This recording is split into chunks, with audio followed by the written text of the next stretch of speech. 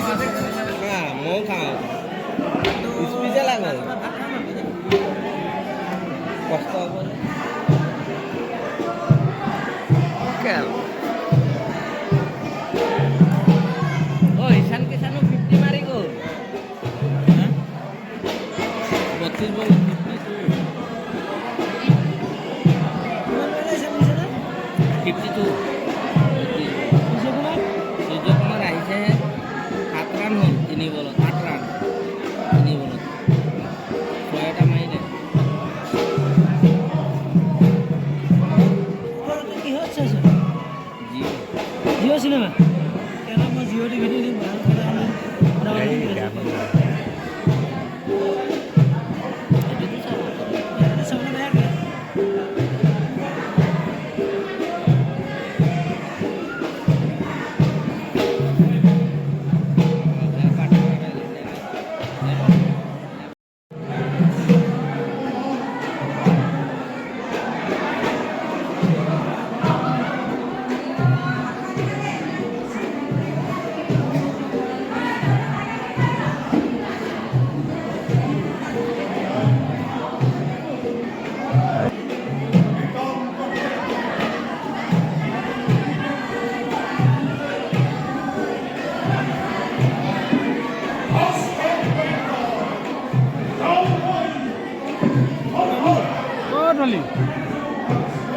2